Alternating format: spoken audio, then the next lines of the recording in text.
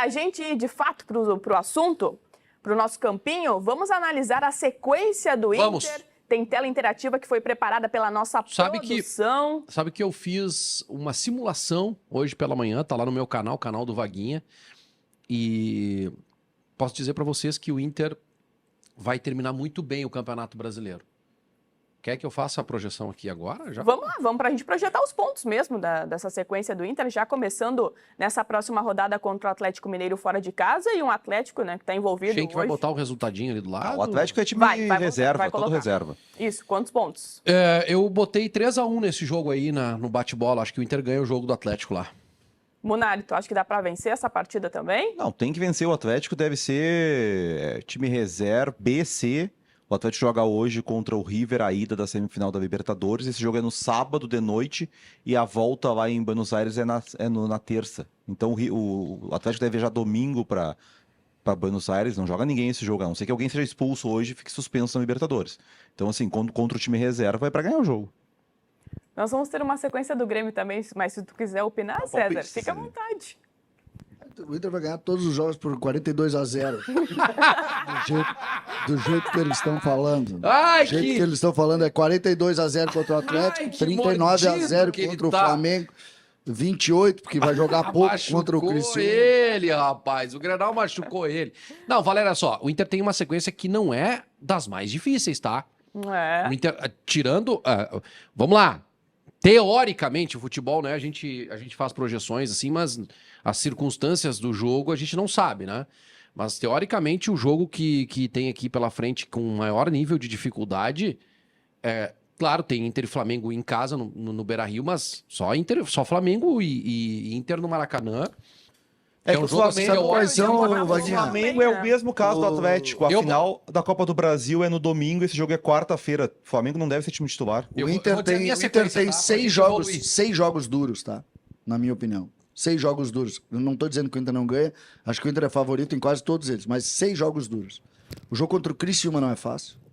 O jogo contra o Fluminense não é fácil. O jogo contra o Vasco não é fácil. O jogo contra o Flamengo não é fácil. E o jogo contra o Botafogo não é fácil. Minha sequência, tá?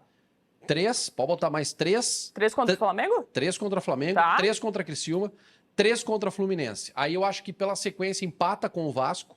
Então 1 pontinho contra o Vasco. Ganha do Red Bull Bragantino. Eu tenho que escolher uma derrota. A derrota que eu escolho é essa aí contra o Flamengo. Acho que o Inter perde esse jogo lá. Aqui contra o Botafogo tudo pode acontecer, mas acho que o Inter ganha. Então vamos botar mais 3. E aqui empata contra o Fortaleza na última rodada. Não, alcançou o Botafogo quase, né? Não alcança o Botafogo, se eu não me engano, a projeção do Inter aí é de 66 pontos. Esse jogo contra o Botafogo ele é interessante porque... O Schenck pode calcular pra mim, mas eu acho que é 66. 20 tem aí? Isso. E o Inter tem hoje quanto? 46, não é? Aí essa soma daria 69, isso? 69? Com o que o Inter tem agora, pode ser. 69. Na projeção que eu fiz, o Palmeiras é campeão com 80. O Inter tem 49. 69. Não, então. Esse jogo Inter e Botafogo, a rodada anterior... Melhor, 66, tá? Soma aqui do Matheus. Então tá, foi isso. Foi isso. O Inter tem 49. Então é 69. Tem 20 ali? Não tem 20. Não tem 20, não tem. Tem 17. 17, isso aí. Tem que tá certo. Tá. O Botafogo e Palmeiras é na rodada que o Inter enfrenta o Flamengo. Então, o Botafogo vai jogar contra o Inter no Beira-Rio, depois de ter enfrentado o Palmeiras no Allianz Parque, que pode ser um jogo decisivo em relação a título. Olha a projeção, tá? O Inter perdeu aí na projeção do Vaguinho, o Inter perdeu 6 pontos. Certo? 3, 7. 7 pontos. Sem clubismo. 7 pontos. Não, mas não é isso que eu quero falar. O Inter vem de 10 jogos sem derrota. E o Inter perde 7 pontos nos próximos 9 jogos, segundo a projeção do Vaguinho aqui, que não tem nada muito fora da realidade aí, talvez um ou outro jogo. Como o Inter se atrasou, né? Como o Inter se atrasou. Porque nós estamos falando de 19 jogos uma projeção... Se o Roger chega 10 dias antes, o Inter briga pelo título.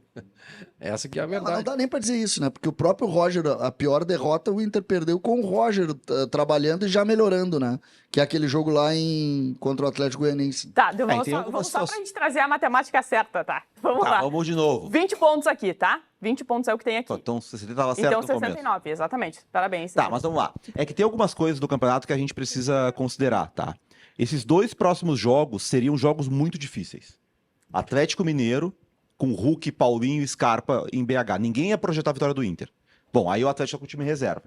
Inter e Flamengo, mesmo no Beira-Rio, com Gabi, com Gerson, Arrascaeta, De La Cruz. Isso já tinha acontecido com o São Paulo lá. Outro jogo. Aí tu tem, o Flamengo com o time provavelmente reserva porque tem Copa do Brasil. Mudou o jogo, então a tabela ela acaba ficando melhor do que ela era. Eu acho que não, se eu não me engano, dia 30 é meio de semana. Quarta, mas no domingo é a final. Ah, é domingo é a final. É. Boa, Então, a final assim, da Copa do não, Brasil. acho que não vai ser todo reserva, mas vai ser um time misto.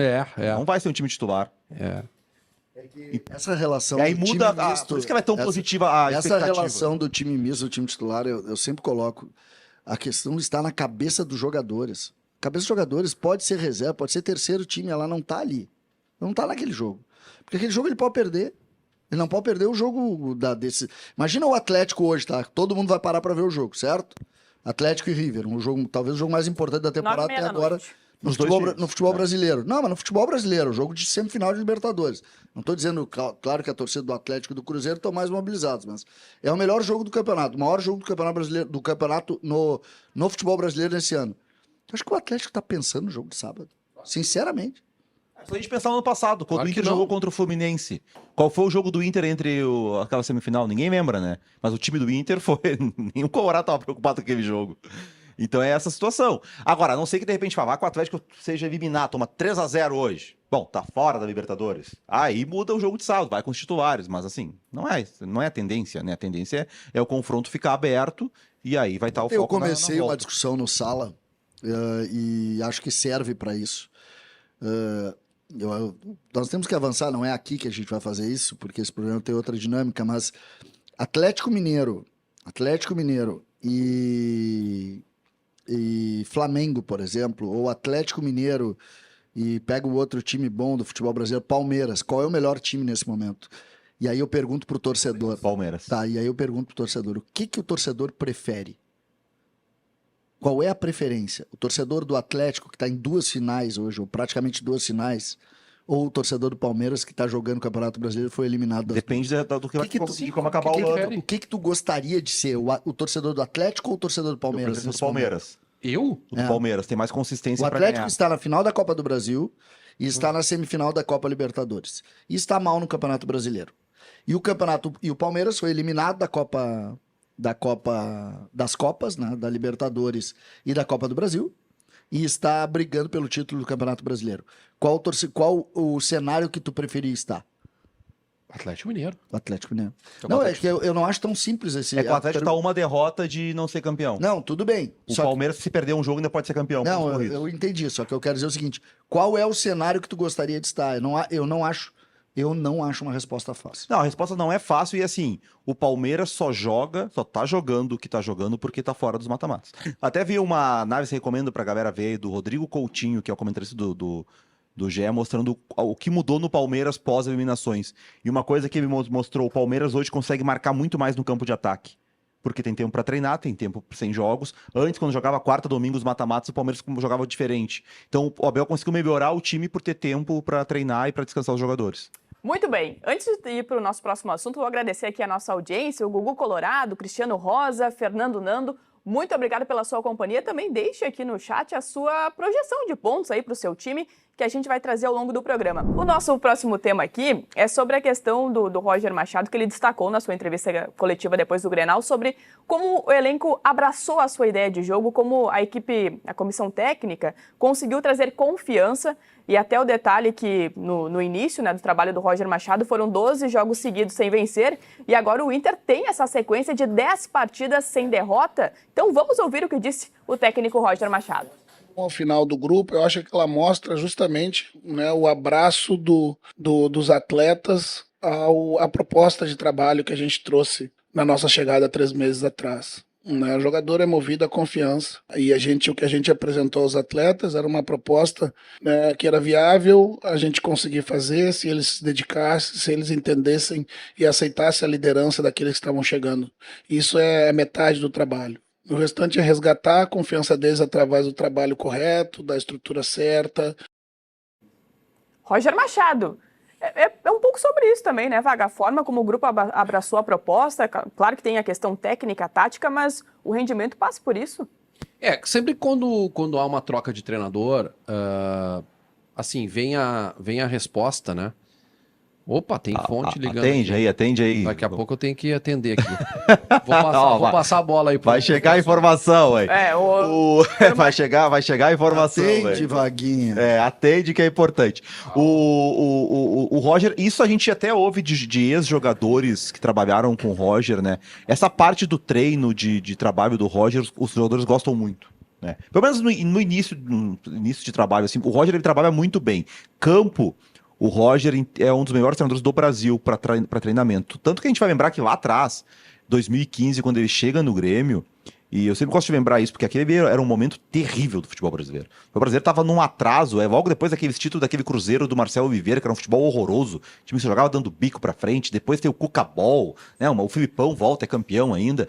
O Roger era um técnico completamente diferente. A maneira como ele treinava na época era alguma coisa que não se fazia no Brasil. Aí depois, sim, apareceram outros treinadores, vieram os estrangeiros, mas assim, era um momento de atraso assim que o Roger veio com algo novo. E a gente ouve muitos ex-jogadores daquele Grêmio, né? O Douglas, o Meia, falando sobre os treinos do Roger, assim, essa parte, assim, o Roger sempre foi muito bom. O que faltou na carreira do Roger até agora e que ele precisa ainda, que vai ser com o tempo que ele vai conseguir superar, que é desenvolver um trabalho a longo prazo, que aí entra outras coisas, né, que o vestiário, quando tem um resultado ruim, lidar com os caras que estão fora do time não estão jogando, e conseguir superar crises. Esse é o grande desafio que o Roger tem, que aí eu acho que a estrutura que o Inter construiu no vestiário, ela pode ajudar nisso, né? O D'Alessandro, eu digo, o trabalho do D'Alessandro para mim ele não apareceu ainda. O trabalho do D'Alessandro ele vai aparecer no momento ruim. No momento que começar o beicinho do cara que não jogou, do cara que não entrou, da derrota, da pressão no treinador, de bancar o treinador. O trabalho do D'Alessandro vai aparecer aí, quando tiver um momento ruim. Mas depois, se falar até, por exemplo, na volta do Abel, que seria mais um cara, tem um executivo para contratar, para também não depender das indicações do Roger, e depois um jogador que ele indica não dá certo, e aí vem o desgaste.